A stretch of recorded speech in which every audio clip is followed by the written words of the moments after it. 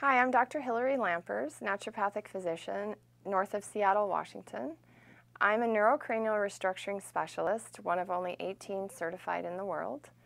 I've been doing this treatment for 8 years in my private practice, and I've been around the treatment, working with the developer of it for 18 years. So I have a lot of experience with it, and it's what I do full-time as a physician. Today I want to share a little bit about concussion, something that I think we can all associate with. I think everybody at some point in their life has sustained some sort of either mild to moderate concussion. My first concussion that I can remember, I was 12 years old and I was roller skating backwards at the roller skating rink, and I woke up on the floor staring at the globe. So I fell back and hit my head. And I was sick all night. I threw up in a bucket. They wouldn't let me go to sleep, and that was my treatment. I see this and hear this a lot from patients, that they may not have had a current concussion, but they can trace a lot of their symptoms back to when they did have a concussion. So let's just talk a little bit about concussion itself. Concussion has different grades to it, so 1 through 3. And you may have also heard about traumatic brain injury. So traumatic brain injury is kind of the umbrella term that we have for the different levels of concussion, as well as complications that can happen from a head trauma. So there's about 2 million traumatic brain injuries per year, and a little less than half of those are severe, and probably about 500,000 of those people die. So they have had a severe blow to the head and they don't survive it. But most of the people that have concussion, they're untreated, and they maybe go to the hospital or a doctor and they get sent home, and like when I was 12. And so a lot of people basically there's no real good treatment for concussion. It's kind of a watch and wait. The problem with concussion is that, and traumatic brain injury, is that when you get your head hit, it's not just the skull that is causing a problem. What you're actually experiencing is your brain slamming into your skull. And your brain is like Jell-O, or it's like a sponge, and so its consistency is very, very soft.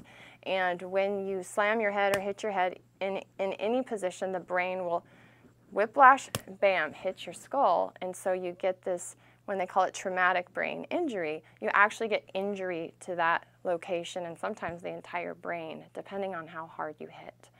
Some of the good statistics that I like to look at is how many people, the types of people that are getting these, and the patients that I may be seeing that have higher risk for concussion, and you should think about, especially if you're a parent of a boy or young children. So males, of course, are 2 times more likely to get concussions than women are, and that's likely because they are in higher risk activities such as sports and sports that involve head trauma, such as football and boxing. They also tend to fight more than girls do, especially in the teenage years. Children between the ages of 0 to 4 and children from the ages of 15 to 19 are the highest groups of head trauma victims. 0 to 4 is because young children are not in control of their environment, and it's usually the mercy of other people, so car accidents, falls, burns to the head, etc. And then, of course, 15 to 19-year-olds who are risk takers, and those are mainly males. Military also has a very high traumatic brain injury risk, and we've seen a lot of that, especially in the last 10 to 15 years with our soldiers coming home, where they have never actually hit their head, but they have sustained a severe traumatic brain injury, a lot of times from the bombs that are dropped, the sound wave.